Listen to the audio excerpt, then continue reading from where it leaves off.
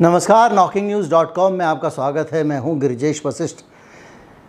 अगर कोई चीज़ समय रहते समझ में आ जाए और सबको समझ में आ रही हो और जो समझदार लोग हैं उन्हीं को समझ में ना आए तो इसे आप क्या कहेंगे। हालत ये है कि भारत में एक बड़ा खतरा खड़ा हो गया है और ये खतरा इतना बड़ा है कि टनों कोयला एक साथ आग पकड़ सकता है जो कि खुले में रखा हुआ है। अब आग क्यों पकड़ सकता है और ये कोयला आया कहाँ से, ये आज मैं आपको बताऊंगा और ये पूरी कहानी बताऊंगा कि किस तरह से सरकार की अदूरदर्शी शॉर्ट साइटेड नीतियाँ इस देश में विप्लव लाने के हालात बनाती रहती हैं। मामला कोयले के इंपोर्ट से जुड़ा हुआ है, मामला बिजली से जुड़ा हुआ है। इसमें कहीं ना कहीं अडानी साहब का नाम भी आता है, इसमें कहीं ना कहीं सरकार का नाम भी आता है। कहीं मत जाइए, चैनल को सब्सक्राइब कर लीजिए। मैं अभी हाजिर होता हूँ, सरल तरीके से पूरी कहानी आपको समझाऊंगा। ये भी बताऊंगा कि समय रहते कदम उठा लेने से क्या होता है। हमारे काम को, हमारे श्रम को, हमारे प्रयासों को समर्थन देना चाहते हैं, एक झंडा उठाना चाहते हैं, तो आप हमें भुगतान कर सकते हैं इस वीडियो के बदले में, या जो चैनल हमारे वीडियो देखते हैं। ये भुगतान बेहद वॉलंटरी है, यानी ये अनिवार्य नहीं है और ये सिर्फ उनके लिए है जिनके पास अपनी आवश्यकताओं से अतिरिक्त धन है।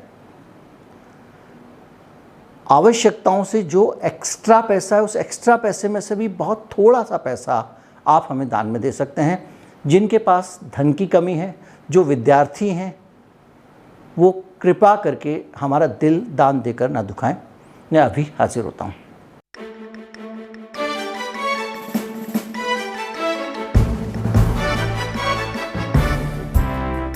जो लोग भुगतान करना चाहते हैं, QR कोड स्क्रीन पर आपको दिखाई देगा। इसके अलावा एक UPI ID भी है डिस्क्रिप्शन में सबसे नीचे, उसका इस्तेमाल कर सकते हैं। और एक थैंक्स बटन भी YouTube वीडियो के लिए मिलता है, उसके ज़रिए भी आप भुगतान कर सकते हैं।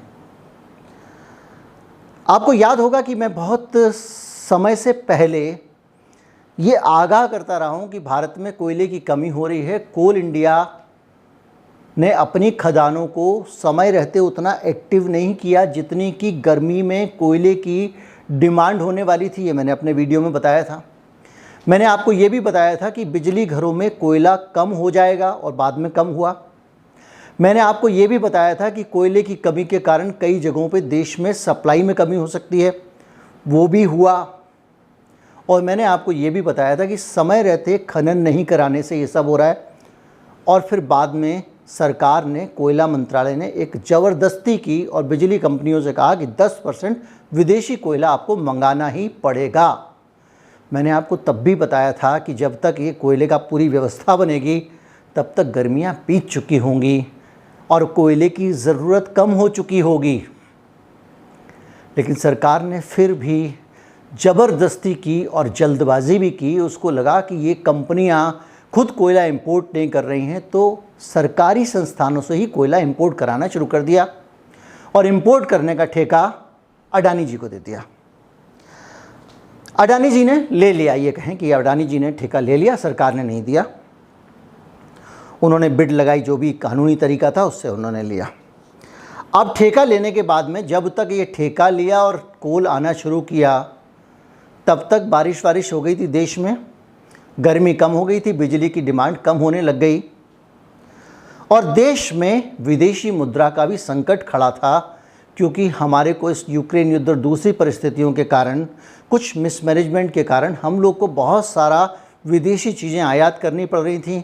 ऊपर से अमेरिका ने ब्याज बढ़ा दिया तो उस चक्कर में भी डॉलर महंगा हो गया और सारी चीज़ें मिला के हमारे को एक विदेशी मुद्रा भंडार का संकट खड़ा हो गया कि जो चीज़ हम पहले ही मंगाते थे उसके लिए अब हमको ज़्यादा रुपए देने पड़ते थे, ज़्यादा डॉलर महंगा मिल रहा था।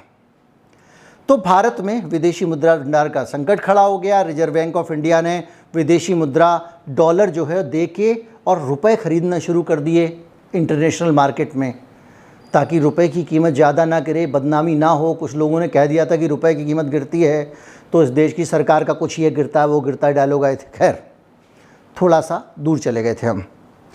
अब हुआ ये है कि वो जो कोयला है वो वहाँ से लद के आ गया है और विशाखापट्टनम में पोर्ट पे पड़ा हुआ है। 5 लाख टन कोयला पोर्ट पे पड़ा है। पोर्ट ट्रस्ट चिट्ठी लिख रहा है, भाई साहब कोयला यहाँ से उठा लीजिए जो पोर्ट की अथॉरिटी हैं, वरना बवाल हो जाएगा। और वो कह रहा है रेलवे से आप रैक भेजिए, वो जुलाई से पीछे पड़े हुए हैं। उनका कहना है कि ये कोयला आपने मंगा लिया विदेशों से, यहाँ पड़ा हुआ है।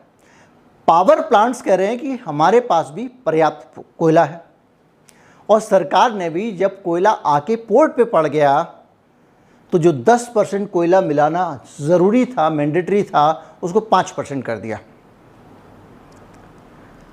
अब वो कोयला वहाँ से कौन उठाए? रेलवे कह रहा है हमारे पास रैक नहीं है, और कोल अथॉरिटी कह रही है कि भाई रैक दीजिए वरना तो ये कोयला यहाँ पड़ा हुआ है।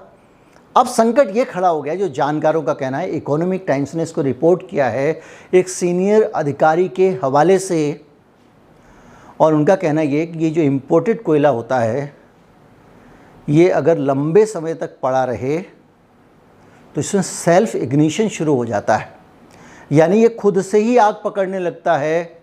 अगर कोयले में आग लग गई, कितना कोयला है? 5 लाख टन, उसमें विदेशी कोयला है 3 लाख टन।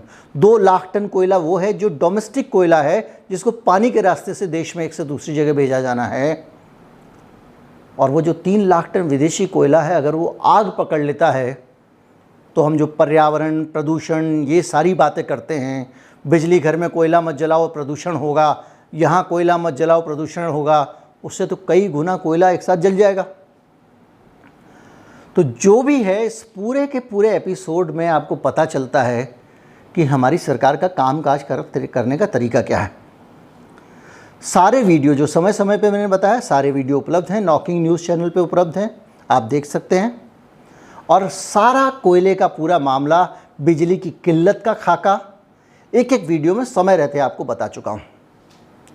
और अभी फिर बता रहा हूँ, ये कोयला अगर नहीं उठाया तो समस्या खड़ी हो जाएगी। और ये भी बता रहा हूँ कि ये कोयला आसानी से उठने वाला नहीं है, क्योंकि वो इतना महंगा कोयला, आप सोचो ना, उसका 10% कोयला 90% कोयले के रेट में आता है। यानी 100 रुपये का अगर कोयला आप खरीदोगे देसी वाला, और उस 100 रुपये में वो सिर्फ 10% कोयला आएगा विदेश वाला, जिसको मंगवा लिया गया है। कौन कंपनी इतना महंगा कोयला खरीदेगी? वहाँ पड़ा हुआ है।